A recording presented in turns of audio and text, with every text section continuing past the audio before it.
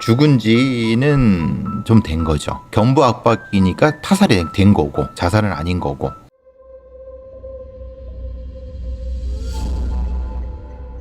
너무 짧은 행복이었습니다. 이혼 후 방황하며 가족들과 연락을 끊고 살던 미정씨. 하지만 2021년 11월 어머니가 돌아가셨다는 소식에 7년 만에 가족 앞에 나타나 장례식장에서 함께 슬퍼했습니다. 그런 미정씨 옆에는 그녀를 공주처럼 대해주는 남자친구도 함께였습니다. 두 사람은 무척 행복해 보였고 지켜보는 가족도 오랜만에 웃을 수 있었습니다. 그런데 그 행복은 순식간에 불행으로 돌변했습니다. 얼마 후 미정씨가 남자친구의 돈을 들고 도망갔다는 소식이 들려온 것입니다. 두 사람이 2년이 좀 넘게 동거를 하고 있었는데 여자친구가 다른 남자랑 바람이 나서 동거남의 돈 40억 원을 들고 여수로 도망을 갔다. 화가 난 동거남이 여자친구 여동생한테 연락을 한 겁니다. 동거남은 미정씨에게 엄청난 배신을 당했다며 눈물까지 흘렸습니다. 깜짝 놀란 가족들은 미정씨에게 전화했지만 연결되지 않았고 다만 이 충격적인 사건에 변명만 하는 문자만 돌아왔을 뿐입니다. 형부 사랑했어. 사랑했지만 다 갖고 싶었어. 그래서 계획했어. 내가 형부 돈 35억 가지고 있다고. 나 바람기 못 참나 봐. 갈게. 형부한테 신고만 하지 말라고 부탁해줘.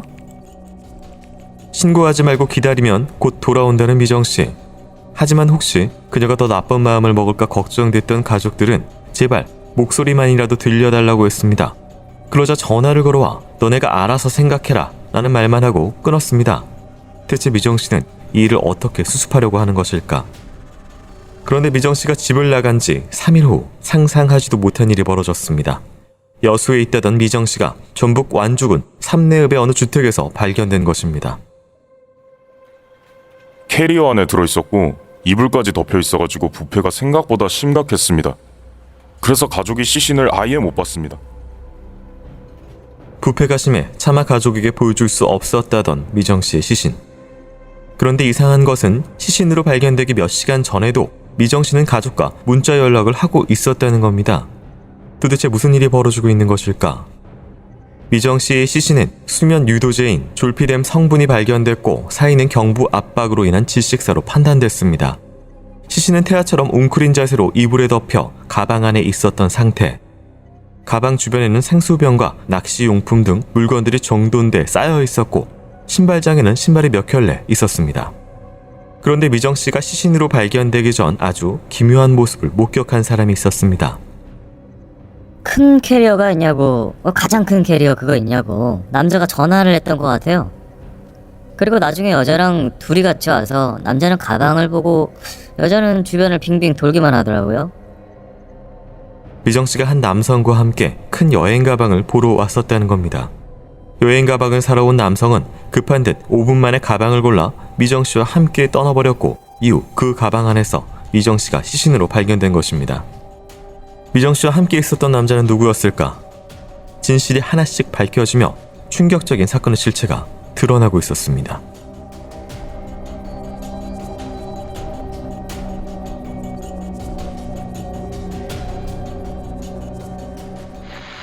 자, 오늘 준비한 사건은 2022년 5월에 발생한 사건입니다. 작년 사건이고요. 많은 분들께서 이제 좀 관심이 있었던 사건입니다. 재판이 좀 그 사이에 다 끝났고요. 올해 이제 5월에 형이 확정이 되면서 사건의 또 자세한 부분을 살펴볼 수 있게 됐습니다. 네, 이 사건 같은 경우에는 2022년 5월 18일 이 미정 씨가 다른 남성과 이제 바람이 났다. 그래서 동거남의 돈 40억이나 되는 돈을 현금으로 가지고 도망쳤다라고 알려지면서 시작이 됐었는데요. 이 동거남 같은 경우에는 미정 씨 다른 가족들하고 사이가 굉장히 좋았다고 해요. 그래서 이제 이 굉장히 배신감에 눈물을 흘렸던 동거남에게 가족들이 대신 사과를 했던 뭐 그런 상황 속에서 이 문자 내용 같은 것들이 지금 뭐 이거 저 띄어쓰기까지 거의 그대로 다 쓴 거거든요. 네, 어떻게 보시나요? 40억을 현금으로 가진 사람이 있나요? 40억 있어요? 40만 원도 현금으로 잘 안 네. 되죠. 2022년이기 때문에요. 그럼 어떻게 가졌다는 거예요? 금고에서 가져갔다는 거예요? 아니면 인출을 했다는 거예요? 인출했다고 하는 거는 본인이 어떻게 인출을 해요? 당사자가 아닌데? 네. 그리고 만약에 현금이라고 하면은 현금 1억이 얼마나 쌓인 줄 아세요? 5만 원짜리라 해도 저는 뭐 그만한 네. 저기 저 007 가방 그래도 네. 그럼 30, 45 이게 40개예요. 네. 얼마냐면 5만 원짜리로 꽉 채워도 이만큼이에요. 네. 캐리어 무거워서 여자 혼자 못 들어요. 네. 문자 내용이 사랑했지만 다 갖고 싶었어. 그래서 계획했어. 내가 35억 가지고 있어. 이게 뭐 어떤 계획을 했다는 거죠? 그러니까 돈 이제 현찰을 들고 들고 네. 그 바람기라는 건 뭐냐? 그 말하자면 누군가 다른 남자가 있다는 있다. 거죠. 네. 그러면 그 남자가 현찰을 챙겨서 같이 튀었다는 거잖아요. 네. 근데 신고는 하지 말아줘? 어느 미친놈이 신고를 안 해요. 35억인데 전 재산이고 사실 이거 전 재산보다 더한 거는 보통 이런 거는 자기 개인 재산보다는 대출도 회사나 네. 뭐 이런 건데 지금 또 한 가지는 전화가 옵니다. 보통 뭐 이런 사건에 흔히 의심되는 게 문자로만 연락을 하는 경우에 그죠, 예. 생존 여부인데 전화가 오긴 와요. 근데 한마디만 하고 바로 끊는데 너네가 알아서 생각해. 그리고 딱 끊습니다. 너네라는 건 누구예요? 글쎄요. 너네라고 하는 건 가족이잖아요. 네. 그 말하자면 이 미정이란 사람의 가족이죠. 연락을 원래 끊고 살았었잖아요. 네. 7년 동안 끊고 살았는데 나타났어요. 어머니가 돌아가신 다음에. 그러면 이제 형제들이거나 이런 사람들이잖아요. 그런 사람들한테 야, 니네가 알아서 생각해? 사실은 생각해보면 관심이 없죠. 아니 7년 동안 안 보고 살았는데 그리고 잠깐 봤으면은 뭐 네. 마음이 또 그렇게 그러니까 아무런 네. 관련이 없는 어떻게 보면 관련이 없죠. 사실 뭐 지가 35억 가지고 튀었지 우리랑 무슨 상관 있어. 네. 그러니까 이상한데? 제일 이상한 게 이거예요. 몇 시간 전까지 연락을 주고 받았다. 근데 문자로 부패가 너무 많이 돼서 가족들에게 보여주기 힘든 정도다. 5월에 부패가 너무 많이 돼서 가족들에게 보여주기 힘들 정도면 대충 그래도 시간이 꽤 소요가 되지 않을까 그렇죠. 싶어서. 그렇죠. 네. 그러면 이거는 하루 이틀 죽은 지는 좀 된 거죠. 그것도 이게 경부 압박이니까 타살이 된 거고, 네. 그죠? 자살은 아닌 거고, 타살된 시체로 캐리어 안에 있던 여자가, 근데 그 여자는 35억을 갖고 튀었다고 하고, 그럼 이게 됐다고 하면 순서상으로는 같이 튄 어떤 내연남이 네. 먹고 얘를 죽이고, 그러면은 그 전까지 계속 연락을 하고 있었으니까 그 내연남 놈이 핸드폰으로 네. 마치 미정인 것처럼 왔다 갔다 했을 수 있다. 그럴 확률이 사실상 뭐 좀 제일 높은. 그렇죠. 가장 높은 거죠. 네. 예. 그래서 가방을 가지고 보러 온 남자가 한 명 있었다. 그러니까 이 사장이 확인해줬기 때문에 그 가방 사간 가방입니다라고 확인을 해줬기 때문에. 근데 보통 이제 범행 도구의 준비라고 하면 내가 살해할 대상 몰래 뭔가 준비를 예. 해도 같이 다니면서 널 담을 가방이야 이런 게 아니기 그건 때문에. 아니겠죠. 그러니까 네. 말하자면 다른 이유를 대고 네. 가방을 샀고 그걸로 처리를 했겠죠. 근데 이게 심리적으로 내가 살인범인데 얘를 데리고 다니면서 널 가방을 내가 지금 사고 이게 보통 사람이 아닌 것 그렇죠. 같아서. 그건 아닌인데. 네. 그 뭐 근데 이제 바로 산 지가 얼마 안 돼서 바로 한 거니까 네. 좀 이상하다. 하여튼 느낌은 들 거예요. 네. 자, 경찰과 피해자 미정 씨의 가족은 이 사건의 용의자로 미정 씨와 함께 가방을 산 남성을 지목을 하는데요. 이후 수사 상황 살펴보도록 하겠습니다.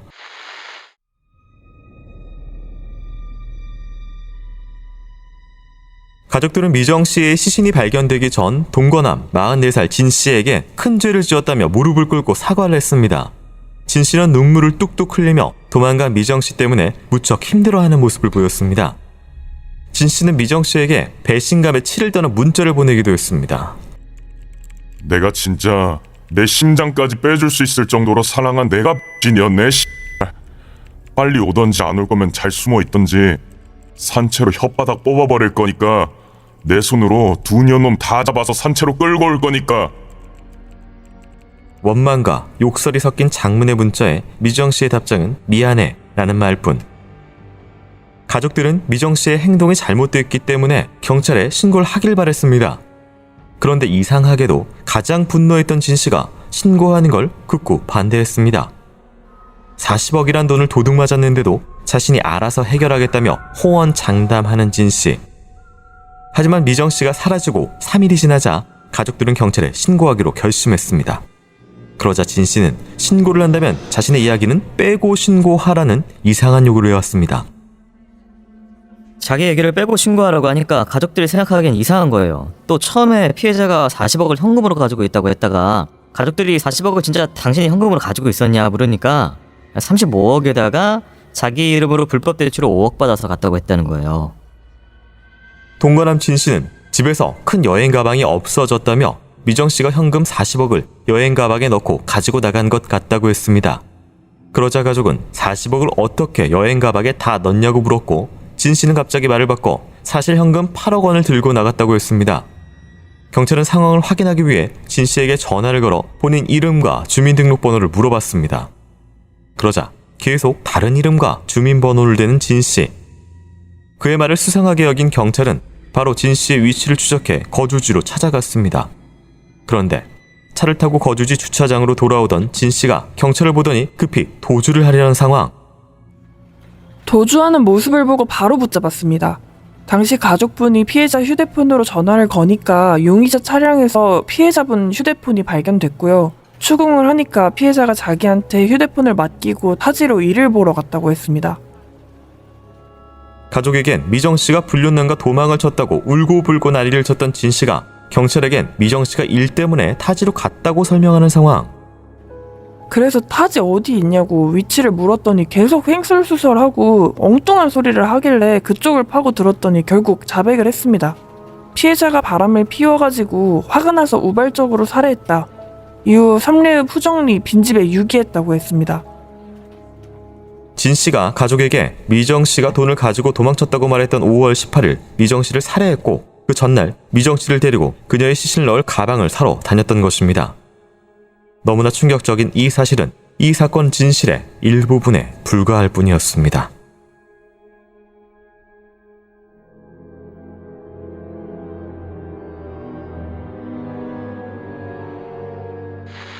네, 진 씨의 경찰 진술론요. 여행 가방을 살 때는 이거 낚시용품 넣을 것이다 라고 얘기를 하면서 이 미정 씨 데리고 다니면서 속였다고 하고요. 그렇겠죠 아무래도. 네, 미정 씨를 빈집으로 유인해 그곳에서 이제 졸피뎀 성분이 든 알약 5개를 피로회복제에 넣어서 마시라고 건넸고 잠이 들려고 하자 몸 위에 올라타 양손으로 목 졸라 살해했다라는 진술을 합니다.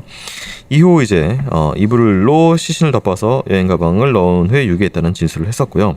이게 눈에 한 가지 뜨는 게 잠이 들려고 하자 몸 위에 올라타 양손으로 목을 졸라 살해를 했다. 보통 이제 뭐 잠이 든 후에 혹은 뭐 이제 의식을 잃은 후에가 아니라 이제 뭐 이런 좀 디테일한 차이가 보여서 뭐 잠을 죽일 때도 사실은 그 자고 있는 상태에서 죽이면 더 편할 텐데 네.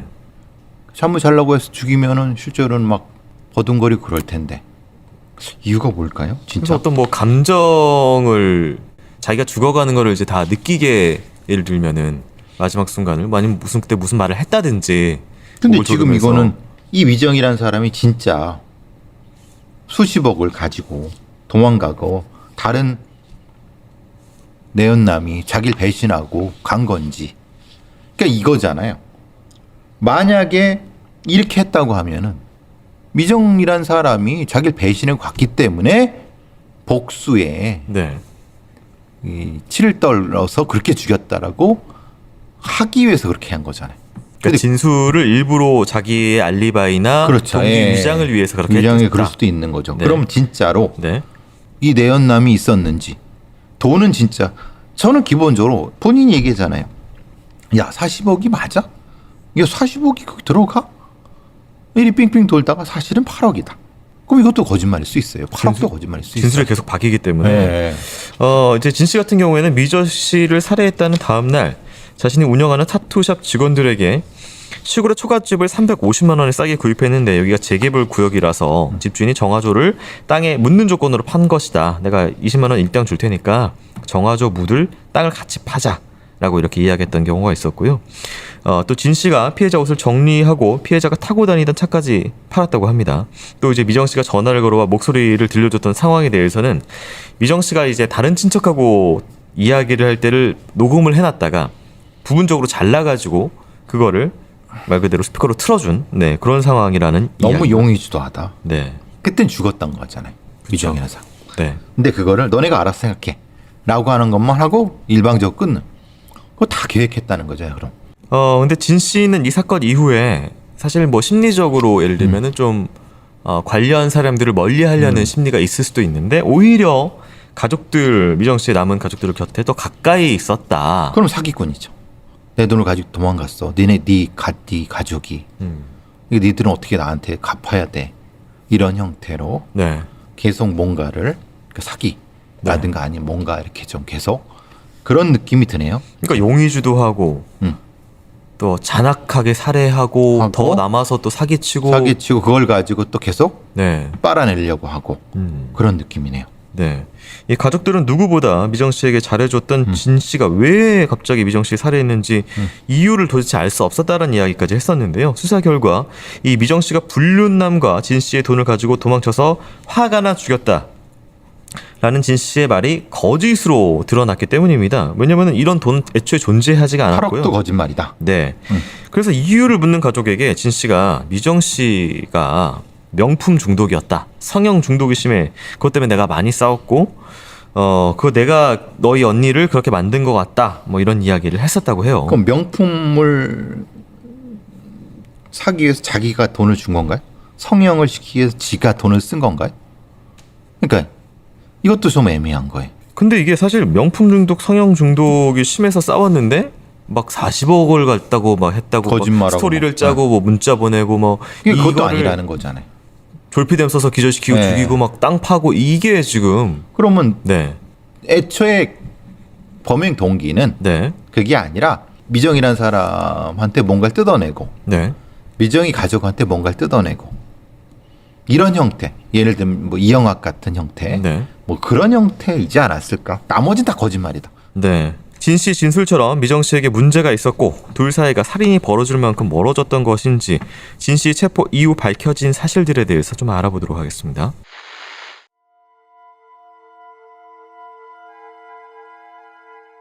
성형 중독이라는 진 씨의 주장처럼 가족들이 7년 만에 만난 당시 미정 씨의 외모는 많이 변해 있었습니다. 없던 보조개를 성형으로 만들었고 얼굴은 물론 몸매까지 성형 수술을 했습니다. 게다가 겁이 많아 문신하는 것을 좋아하지 않았던 미정 씨의 온몸에 여러 가지 디자인의 컬러 문신이 가득했습니다. 달라진 외모만큼 미정 씨의 마음도 달라졌던 것일까? 하지만 미정 씨 사망 이후 발견된 메모는 다른 말을 하고 있었습니다. 예전에 여보 옆에 엄마가 계셨다면 이젠 앞으로도 오빠 옆엔 내가 있을 거니까 빈자리 옆에서 채워줄게. 죽을 때까지, 이 세상 눈 감을 때까지 우린 함께니까 영원히 사랑하자. 사랑해, 내 목숨보다 더. 진 씨는 다툼이 심했다고 했지만 미정 씨가 남긴 노트에는 절절한 사랑이 가득했습니다. 게다가 미정 씨가 성형 수술을 하거나 문신을 한 것은 매우 뜻밖의 이유 때문이었습니다. 미정 씨의 휴대전화에는 그 이유를 설명해주는 수상한 문자가 가득했습니다. 보살이 그러는데 하나의 시험이라고 하더라고요. 호랑이는 팔 안쪽이나 안 보이는 곳이 좋다고 하더라고요. 타투 값에 연연하지 말지어라. 인내할지어라. 때가 되면 내가 너희에게 다가와 세상 모든 것을 줄 테니. 갑자기 등장하는 보살이라는 존재. 장군 보살로 알려진 인물은 성형은 물론 문신까지 모두 미정 씨와 동거남인 진 씨를 위해 꼭 해야 한다고 했습니다. 특히 동거남 진 씨는 특별한 사람이니 신병처럼 몸이 아플 것을 대비해 미정 씨가 아픈 성형을 하고 문신을 하는 것이 필요하다는 겁니다. 처음 미정 씨가 장군 보살과 연락을 하게 된 건 진 씨의 친구인 이규현이라는 사람 때문이었습니다. 미정 씨가 진 씨와 사귀고 몇 개월 뒤부터 진 씨의 중마고우라는 이규현에게 문자가 오기 시작했습니다. 재수씨, 어제 제가 점을 봤거든요. 진짜 신기한 일이 있었어요. 수하고 재수씨 천생연분이라 하더라고요. 수는 불같고 누구도 못 누르는 생기를 가지고 있는데 유일하게 재수씨만 누른다고 하더라고요. 점쟁이가 수 사진 보고 거품 물고 쓰러지더라고요. 부처님이랑 똑같다고 하더라고요. 이를 시작으로 이규현은 틈만 나면 미정 씨에게 장군보살의 신점을 전달해줬습니다.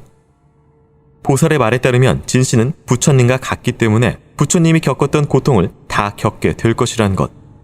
이를 심각하게 보지 않았던 미정 씨도 동건한 진 씨가 끙끙 앓는 소리를 내며 접신해 크게 아파하거나 괴상한 잠꼬대를 하는 등 이상한 일이 계속되자 어느새 보살의 말을 맹신하게 됐습니다. 그러자 어느 순간 직접 문자를 보내온 장군보살. 보살은 성형, 문신은 물론 두 사람이 언제, 어디서, 몇 번이나 성관계를 해야 하는지 횟수와 방법까지 모두 통제했습니다. 단지 동건한 진 씨의 고통을 덜어주기 위해 보살의 말을 따랐던 미정 씨. 그런데 미정 씨가 살해되기 전 장군 보살은 묘한 문자를 보내왔습니다. 공주님, 수에게 집을 빨리 알아봐서 아주 큰 가방 2개 아주 싼 것으로 사셔야 됩니다. 그 가방에 엄청난 금액이 들어갈 것이라고 하더라고요. 그리고 주택 얻어주면 그곳에서 왕비님께서 깊은 잠 빠지셔서 부처님과 어머님 보시게 된다고 하더라고요. 마치 미정 씨의 죽음을 예언이라도 하듯 그녀가 깊은 잠에 빠진다고 문자를 보내온 보살. 그리고 보살의 문자대로 미정 씨를 살해한 동건한 진 씨. 동건한 진 씨도 미정 씨와 마찬가지로 장군 보살에게 세뇌당했던 것일까? 하지만 경찰 조사 결과 친구 이규현, 장군 보살의 휴대전화는 모두 동건함 진 씨가 사용 중이었습니다.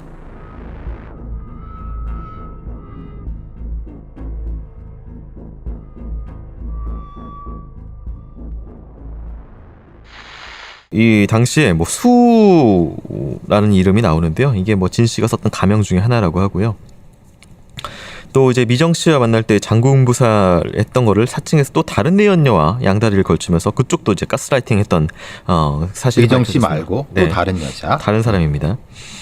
또 그 여자분께는 돈을 보내지 않으면 자식이 죽는다라는 말로 속여서 2억 원을 대출받게 뜯어낸 해서. 거죠. 네. 그리고 이제 미정 씨 살인 사건이 밝혀져서 구치소에 들어가니까 또 영치금마저 이 또 다른 내연녀에게 뜯어낸 뭐 이런 상황이 있었습니다. 그리고 미정 씨 사귀기 전에 여자들한테도 장군보살층에서 뜯어냈고 이걸 여러 번 쓴 그러니까 사기꾼이죠. 네. 그런데 미정 씨한테는 좀 더 뭔가를 더 뜯어낸 것 같은데 잘 먹히니까. 네. 그러니까 어설피 먹히는 사람들한테는 돈 뜯어내고 그냥 한 거고 나머지는 네. 미정 씨는 조금 깊이 가스라이팅이 된 것 같아요. 네. 그런 경우는 완전히 심리를 통제하는 네. 돈만 뜯어내는 것이 아니라.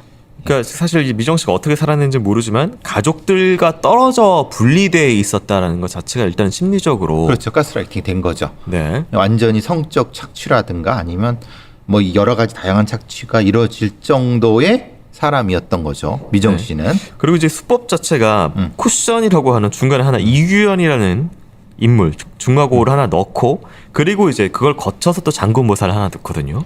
만약에 장군보살을 갑자기 넣었다고 하면 좀 이상하죠. 지가 장군보살인데 지가 지 얘기를 하잖아요. 네. 그럼 안 되죠. 멀쩡한 이규영이라는 친구를 넣고 네. 그가 장군보살의 얘기를 전해주면은 네. 이건 성립이 되죠. 그리고 이 지금 또 다른 내연녀의 그 인터뷰 내용 중에 믿을 수밖에 없었다라고 하는 게 지금 내가 이 진 씨랑 같이 있는데 그때 장군보살한테 문자가 오고 전화가 오고 이랬다. 그래서 동일 인물이라고 생각을 해본 적이 없다라는 근데 이야기를 그건 뭐 누굴 시켜도 되는 거고 사람 써서 한두면. 네. 그러니까 사실 가스라이팅이 되거나 신뢰가 되는 데는 그 진실성이나 그 신뢰를 주는 건 한두 번이면 됩니다. 나머지는 특히 이제 이런 남녀 관계라든가 아니면 이런 조금 심리적으로 취약한 분들은 네. 금방 특히 이제 이 부분 또 중요해 보입니다. 성적 요구를 시켰다라는 부분이 있는데 이게 몸에 지금 문신 사진들도 있는데 이런 부분하고 막 말 그대로 변태적인 요구들을 장군보살이 그걸 해야지 뭐 네 누가 한다. 그리고 너나 뭐 네 네. 남자친구가 살 수 있다. 네. 그리고 이건 제가 얘기하기도 끔찍한 뭐 이런 것들인데 이런 것들하고 몸에 이게 문신시키는 거 이런 것들이 그 이영학도 생각이 나고. 그렇죠. 딱 그거죠. 네. 이영학은 뭐 그 자기 부인의 성기 네. 쪽에 특정한 뭐 소유 뭐 이런 걸 하는 네. 것도 하고 그놈도 그 여자 말고도 또 어린 여성들을 많이 그랬단 말이에요. 네. 똑같습니다. 이놈도 역시 비슷했을 가능성이 높아요. 그러니까 일종의 뭐라 그러나 성적 통제를 수단으로 한 가스라이팅을 하면 성적 통제를 하는 그게 몸을 통해서 네.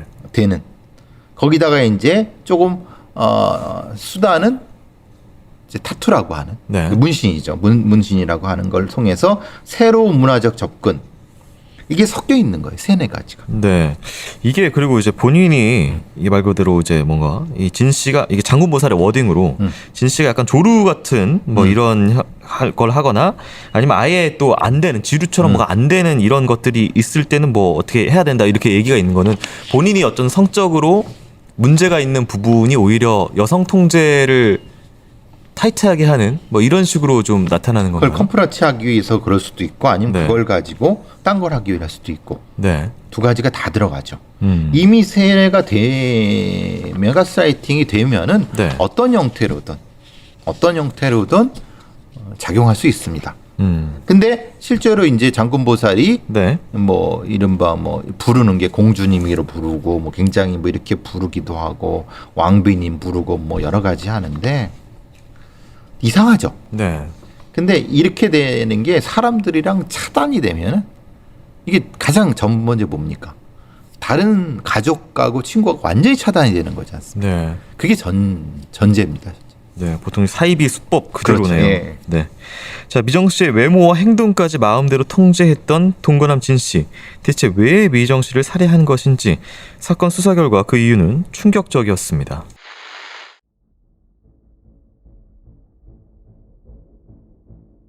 그동안 여자들을 통제하거나 돈을 노려 가스라이팅을 해왔던 진 씨. 왜 하필 장군 보살이란 캐릭터를 만들었냐라는 질문에 여자들이 보살을 잘 믿었기 때문이라고 피해자들의 핑계를 냈습니다. 줄곧 사기만 쳐왔던 사기범 진 씨가 왜 미정 씨를 살해까지 했던 걸까? 유족들은 그 이유를 미정 씨의 여동생과 관련이 있다고 봤습니다. 2021년 11월 피해자의 어머니 장례식장에서 피의자 진 씨하고 피해자 가족들이 처음 만납니다. 그런데 그 뒤로 2022년 3월부터 미정 씨 둘째 여동생도 장군보살 문자를 받기 시작했습니다. 장군보살을 사칭한 진 씨는 미정 씨의 둘째 여동생, 즉 자신을 형부라고 부르며 살갑게 대했던 처제에게 연락하기 시작했습니다. 원래 우울증이 있었던 둘째 처제. 어머니가 돌아가시자 더욱 힘들어하는 그녀의 틈을 파고들었던 것입니다. 처제가 우울증이 심한 거는 귀신이 190마리가 넘게 들어있어서 그런 거다. 귀신을 떨어뜨려야 모든 게 다 좋아진다. 그런 식으로 그렇게 접근을 한 거죠. 언니 미정 씨와 동거남 진 씨가 장군 보살을 믿었기에 여동생도 믿지 않을 이유가 없었을 것입니다. 하지만 보살이 이야기한 귀신 퇴치법은 좀 이상했습니다.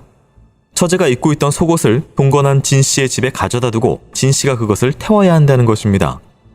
망설이는 처제에게 빨리 속옷을 가져다 두어야 한다라는 독촉 문자가 오기도 했습니다. 그 후 장군보살의 이상한 요구는 계속됐습니다. 미정 씨에게 그랬던 것처럼 처제에게 언니와 같은 자리에 성형으로 보조개를 만들라고 했고 눈 밑에 점을 찍고 어깨와 팔 등에 문신을 하게 만들었습니다. 장군보살은 자신이 연락하는 건 아무에게도 말하지 말라고 했습니다. 그렇지 않으면 가족들이 위험하다는 협박과 함께 말입니다. 이 때문에 장군보살의 말에 따를 수밖에 없었다던 처제. 하지만 2개월 후 언니 미정 씨가 실종됐을 당시 처제는 장군보살 때문에 극단적인 선택을 시도했습니다. 장군 보살한테서 형부인 진 씨하고 연을 맺으라는 이상한 문자가 온 겁니다. 둘이 손만 잡고 아기처럼 안고 자라. 이런 내용의 문자였습니다. 장군보살이 이런 문자를 보낸 것은 처음이 아니었습니다. 그 내용은 형부인 진 씨가 기가 세니 처제가 연을 맺어야 우울증 귀신을 떨어뜨리고 만사 형통할 수 있다. 형부 진 씨에게 기대고 의지해라. 스킨십을 해라. 다른 남성과는 성관계를 며칠까지 하지 마라. 이런 문자는 언니 미정 씨가 실종된 혼란스러운 상태에서도 계속됐고 심한 중압감을 견디지 못해 처제가 결국 극단적인 선택을 시도했던 것입니다. 진 씨는 미정 씨에게 시도했던 가스라이팅을 왜 처제에게 시작했던 것일까? 가족은 진 씨가 처제에게 악한 마음을 품고 처제를 차지하기 위해 방해가 되는 미정 씨를 살해했다고 의심했습니다.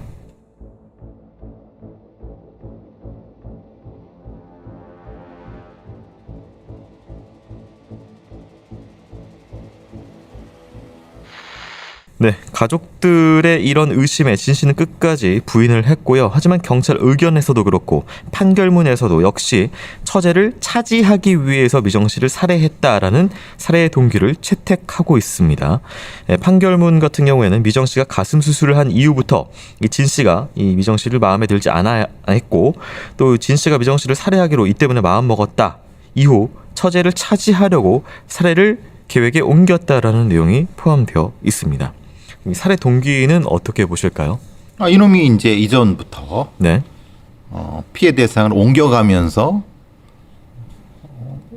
성착취라든가 네, 아니면 다양한 갈취를 해왔기 때문에 위정 씨에 대해서 일정 정도 빨아먹을 거 다 빨아먹었기 때문에 네, 옮겨갈 어떤 시기만 봤는데, 이전 같은 경우는 사실은 전혀 모르는 사람으로 옮겨갔는데 네, 이걸 아는 사람이잖아요. 네, 그건 실수죠. 왜냐하면 이게 자매니까. 네, 그러니까 이걸 떨어낼 수가 없는 거죠. 그러니까 이런 방식으로 머리를 쓴다고 썼는데 네. 실제로는 그게 안 됐던 거죠. 그러니까 이제 굳이 살해까지, 그러니까 사기꾼이 살해까지 했다는 건 좀 특별한 이유가 있어야 되는데 네. 지금 이 경우엔 타겟을 정해놨는데 약간 좀 오만방자해졌던 것 같아요. 그렇죠. 미정 씨가 자기 마음대로 너무 잘 되니까. 그렇죠. 네. 그러니까 조금 풀렸던 것 같아요. 이전에는 전혀 모르는 사람이니까 A란 여자를 착취하고 버리고 옮겨가고 다시 가고 이랬으면 사실은 서로 관계가 없으니까 네, 이게 드러날 리가 없었는데, 이 경우는 실제로는 자매니까 네, 결국은 본인이 생각해도 이걸 그대로 할 수는 없고 실제로 시작한 부분을 마무리 질 수도 없으니까 죽이는 걸로. 그 아마 단적인 예가 언니인 척하면서 미정 씨 이름으로 보낸 카톡 내용에 그렇죠. 그게 들어있습니다. 야, 내가 뭐 나는 바람 때문에 어쩔 수 없고 막 이런 사람이다. 네가 형부랑 더 잘 어울려. 라는 문자를 보내요. 가증스럽게 진 씨가. 그런 형태로 정리를 좀 하려고 했을 수 있죠. 근데 이제 시체가 발견되고 뭐 이렇게 네. 되면서 이렇게 이제 드러나게 된 건데, 그러니까 이제 이 범죄가 너무 반복하다 보니까 풀렸을 가능성이 있는 거죠. 저는 정말 잔혹하기도 하지만 가증스러운 게 이게 통제를 할 때 이 사람 타투이스트고 본인도 이제 타투의 취향 본인 몸에도 있고 취향인가 봐요. 타투를 시키고 똑같이 보조개 시키고 몸무게도 지정시켜요. 47에서 48이 딱 맞다. 완전히 자기의 어떤 딱 인형으로 여자를 딱 만드는 그렇죠? 이런 모습이 너무나 좀 가증스럽다고요. 원래 이런 놈들이 그렇게 많이 합니다. 완전히 통제를 해야지 네. 자신이 얻을 수 있는 걸 얻기 때문에. 참고로 이제 진 씨 같은 경우는 1심에서 무기징역을 선고받았습니다. 하지만 2심에서 35년형으로 형량이 줄었는데요. 재판부는 진 씨가 가족에게 8년에서 10년이면 나갈 거라고 빈정대거나, 이제 이 가족은 유족입니다. 나는 8년에서 10년이면 나갈 거다라고 빈정대거나 살해를 후회하는 모습을 보이지 않는 등 반성이 전혀 없다라고 인정하면서도 이 진 씨가 자라온 배경, 범죄 경력 등으로 봤을 때 교화가 될 것이라고 판단한 것입니다. 진 씨의 범죄 경력, 이 교화가 될 것이라고 판단한 범죄 경력이 무엇이냐면 사기, 업무상 횡령, 특수 강도, 미성년자 간음, 공갈 미수 이런 것들이 들어 있습니다. 또 2심 재판부는 피고인이 폭력 범죄로 처벌받은 전력이 없고 모두 벌금형을 선고받았으므로 긴 수형 생활을 통해 교화 갱생이 가능한 그런 기대를 완전히 단념하긴 이르다라고 이렇게 판단했습니다. 이런 교화가 되는 범죄 경력인지가 저는 잘 모르겠습니다. 이게. 몰라요, 지들도. 네. 지들도 어떻게 알아요? 이놈은 미성년자 간음죄라는 게 아동 강간죄예요. 네. 쉽게 말하면. 근데 이거는 이제 집 나온 어린애들을 강간했다는 거예요. 연쇄 강간범이에요. 말하자면 네. 공갈, 뭐 사기, 이런 사기 보면 절대 바뀌지 않습니다. 내구조가 완전히 바뀌기 때문에. 실제로 이런 경우는 이제 우리랑 미국이 많이 다르죠. 이런 경우 같은 경우 미국 같은 경우는 거의 종신형입니다. 네. 네. 왜냐하면 타인을 착취해 갖고 여럿을 이렇게 했다고 하면은 이건 다 누적이 되거든요. 그러니까 약간 이게 그 스스로의 덫이라고 느껴지는 게 이런 중한 죄들을 사기, 공갈미수, 미성년자 간음죄를 벌금형으로 만들어 놓고 자신들이 재판부가 그렇죠. 예. 벌금형이기 때문에 이건 안심한 범죄라서 얘는 교화 가능하다. 그러니까 본인들의 만든 논리 때문에 이거는 얘는 교화 가능하다라는 거잖아요. 그 논리 그쵸. 자체가. 그럼 네. 이게 사실 교화갱생 물론 당연히 세상에 아닌 100% 아닌 게 어디 있습니까? 될 수도 있죠. 뭐 갱생이 그렇죠. 만에 하나. 뭐 심지어 이 사람은 이 재판 받는 와중에도 또 다른 그 사람 가스라이팅 해가지고 3억 6,700여만 원 가로챈 혐의로 추가 또 사기 혐의로 그렇죠. 네, 또 형을 받는 등의 말 그대로 그냥 끊임없이 화수분처럼 드러나는 범죄를 지니고 있는 인물이었습니다. 이게 한번 이런 형태의 이 가스라이팅을 하는 범죄자들은요 절대 바뀌지 않습니다.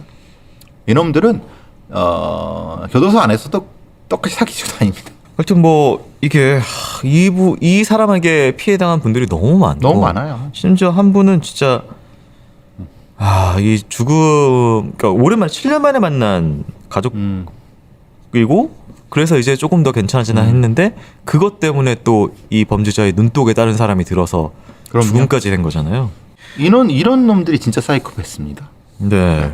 그러니까 말 그대로 예전에 뭐 그런 흔히 말해서 잘못 알려진 그 사이코패스 평가 퀴즈 같은 거. 그러니까 누구의 장례식장에 가서 그 여동생이 마음에 들어서 그 사람을 죽였다. 이런 흔히 농담처럼 말했던 그게 실제로 이 사람은 해버린 거잖아요. 어쨌든 뭐 이 사람은 35년형을 선고받았고요. 뭐 이게 60% 이상, 70% 이상 채우면은 가석방 요건이 좀 돼서 사회로 복귀할 수 있는 상황이 열렸습니다. 자신이 죽는 순간까지 왜 죽어야 하는지 몰랐을 피해자분의 명복을 빕니다. 그리고 지금 가족들은 계속 여전히 많은 상처로 힘들어하실 텐데요. 네, 위로의 말씀을 어떻게 좀 드릴지 모르겠습니다. 네, 오늘 방송 수고하셨습니다. 교수님. 수고하셨습니다.